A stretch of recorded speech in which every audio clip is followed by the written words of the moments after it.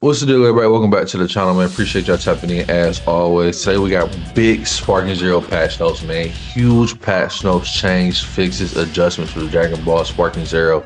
And we're gonna get right into it, man, because I'm not gonna lie, I did not see them changing all this, but they kind of went out their way to switch some things up. So let's start with this banger of an update that we got releasing tomorrow, December 12th, man. So for those of you that's been like me, bro, that's kind of been chilling off the game due to all the cheese and everything, this patch is supposed to make it better for the streets, bro. This patch is supposed to fix a lot of issues with the game that a lot of people have been complaining about, whether it's been like the issues we seen from the tournament singing, ranked mode, offline mode, custom battles. They addressed a lot of things in this patch. So without further ado, let's get right to it. Yo. All right, man. So let's get here, bro. Here we got the patch notes right here from dbzsparkingzero.net, man. If you go to the link that's available everywhere, I'll leave a link in the description for the patch notes as well. You do got to translate it to English because it's in Japanese. The translation is a little rough, but it's pretty good for the most part. So we're gonna go through it, bro. One big thing I do want to address, bro, as far as the patch notes, like first thing I want to get into, bro, is one of the major changes, right? This is the first one you actually see here. So player versus player offline can now be played in all stages. All stages can now be selected. And I just want to say, bro, how huge of a change this is. From announcement of the game, we go from no offline PvP, right? No PvP offline mode, to they implemented to where you can play PvP, but it's only in the hyperbolic time chamber. That he could have left it alone there and stayed lazy with it. But in the first patch, they kind of address it, and we get all stages playable, split screen, one player versus player offline, bro. And I think that's clutch. Now hear me out, I'm not even an offline player. I'm not a split screen player versus player type, you know what I mean? Like everything I play is online for the most part. But I can't appreciate how big of a change this is, because this is rare you see a change this huge in a game like this, bro. And I not only it's just gonna be big for offline events, like offline events, you know what I mean, are now gonna be like probably a offline events gonna be a lot more, you know what I'm saying, entertaining, for the fact you're not just stuck on the hyperbolic time chamber. But I can't respect the fact that as a, you know, Tenkaichi player or a Sparking, if you will, like from the older games, bro, like this game wasn't built on an online foundation. I know that's how it got popular and stayed popular throughout the modern, you know, times, but like all the OGs remember, bro, the split screen, player versus player offline, playing with the homies, playing with your siblings, bro. That's what made us, you know what I'm saying, like have love for their franchise off rip.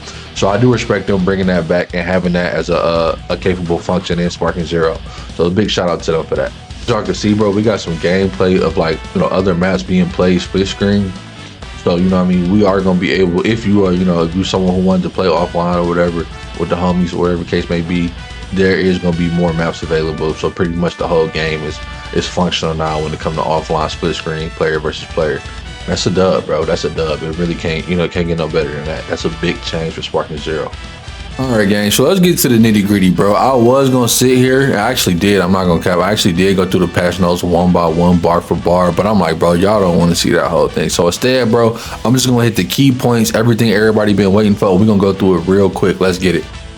All right, so we're gonna start off with the character changes, something that everybody wanted to see, right? First things first, Android 19, Dr. Gero, they cooked to get them out of here. Actually, I don't know if this is gonna make them cook. There's probably still some cheese built into them, but let's go over some of the changes they got. Health key amount absorbed on successful throw has been adjusted in the Dragon Dash. Quick Ascend, Quick Descend now consumes key. And we all saw what happened in the Friends tournament for Sparking Zero, man. They was using the androids, abusing the built-in key absorption, whatever didn't take key, and just playing for timeout. So that whole strat, it seemed like they've been focused on that in terms of the patch, and like they've been killed a little bit, man.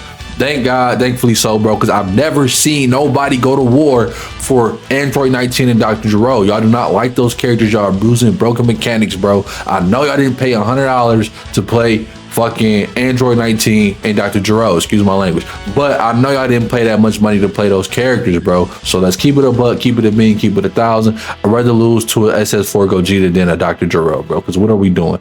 But thankfully those characters got nerfed. A couple other character specific changes. So for Cell's second form, you can now escape his grab. His grab was unescapable, but now you can break it. For giant characters, it increases the time it takes for them to charge a smash attack and reduce its power. So, and for grade 8 Vegeta and Dr. Willow, their maximum health has been reduced. There are also some other some indirect nerfs that are gonna nerf these characters as well, but we'll get to that in a second. All right, bet. Let's get into some W changes, bro. Another W change, man, is the Z counter, or as everybody else call it, the Vanish Wars, man. So pretty much the Vanish got changed a lot, man. We'll get into it right here. The input window has been shortened on the Vanishes. The Vanish will become more difficult to perform if performed consecutively, and the key consumed has been increased when successfully performing this Vanish, and skill count increase has been reduced when performing the Vanish as well.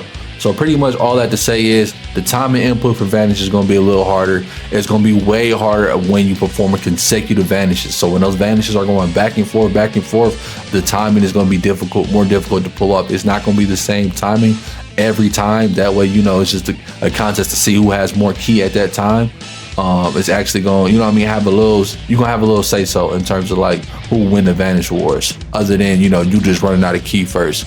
And then the skill count charge has been reduced.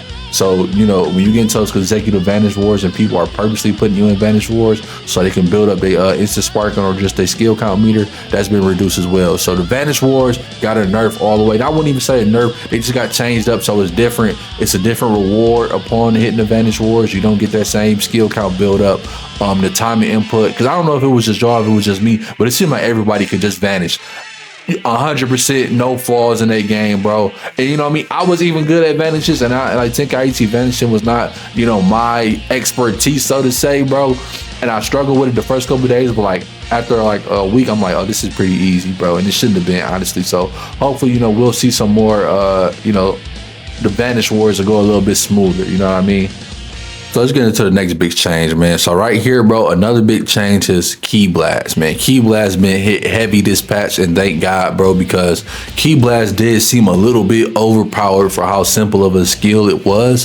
So the first one right here is for Ki Blast. You can now move while deflecting Ki Blast, right? And when they say rush Ki Blast, they mean like the chain Ki Blast. Every character has their own Ki Blast chain or whatever, and it's kind of different depending on character to character. But it even says here, the time being able to fire the rush Ki Blast after firing the maximum consecutive amount is increased from each character. So pretty much after someone fires their full Ki Blast chain and they hit that last one out the chain, the time increased for them to start another one is going to be increased. So they won't be able to just consecutively fire off the same Ki Blast chains back to back to back. And that's a huge change, bro, because when you playing against someone that's just constantly firing Ki Blast, bro, and there's no opening. I mean, it was an opening, but it's just like, bro, all they doing is pressing one button and you got to fight for your life to try to get around it, bro. It just was not balanced by no means. You can also step now. Steps got buffed, so you will now be able to step certain attacks immediately after performing the step. Rush Ki Blast and smash Ki Blast can now be evaded by step as well.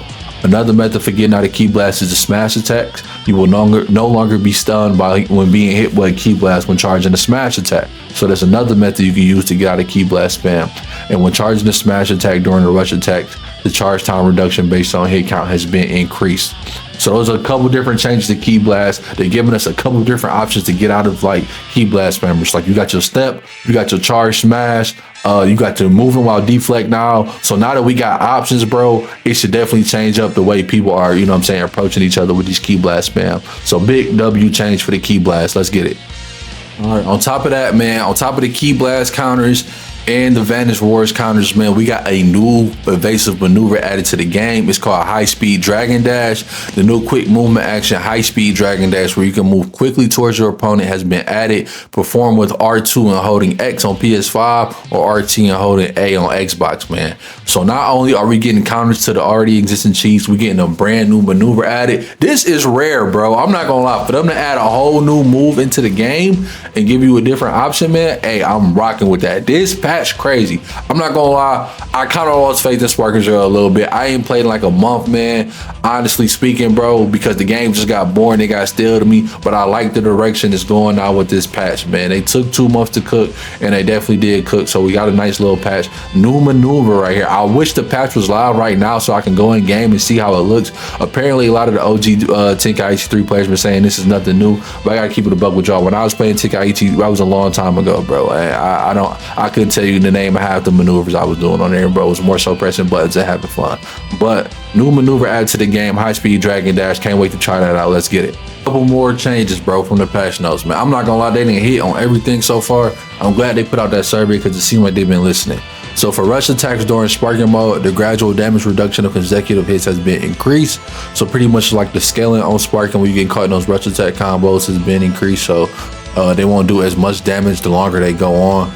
For general combos, the final attack of an aerial combo or aerial slash combo will no longer be interrupted by guarding. That's kind of interesting. And for the big one here, man, is character switch. I know it's been a thing. I never thought it should have been in the game, bro. I think it's something they should have took it off. Not the character switching itself, but the health recovery rate on standby characters has been reduced, man. I hate the hit and run tactic of you got beat up and now you can switch out and get all your health back, man. Just fight, bro. Just fight. It's not a complete removal to it, but they did change the recovery rate of the characters that's kind of sitting there waiting to hop back into the match, bro. So hopefully they hit it hard, so it's like you not getting rewarded for getting beat up and then leaving and then running away. You know what I mean? Like, because I always, sit there and fight it out. I'm not saying I get strategically it's not the right thing to do, bro, but I mean at the end of the day, bro, I hate when it's like every time you switch out, and then you get a timeout because you done got all your health back, bro. Hey, let them fight, bro. At the end of the day, win or lose, it's just how it's supposed to be, man. But, you know what I mean? They didn't take the health recovery out all the way. They just kind of nerfed it a little bit so you won't be getting as much health back. I hope they set a limit on it where it's like the longer you got, it's not to where it's not like the longer there's on standby, the more health they get. It's just like they can only get a certain amount back no matter how long they in the chamber for. They get a set amount and that's it. But another thing we got to talk about is the skill adjustments. All right, man. So everybody, favorite thing in the game, bro, instant sparking has been nerfed across the board. So skills that cause instant sparking mode, the skill count consumed has been increased. So I'm assuming what that means, if it costs 3 to go instant sparking character for that character, it now costs 4.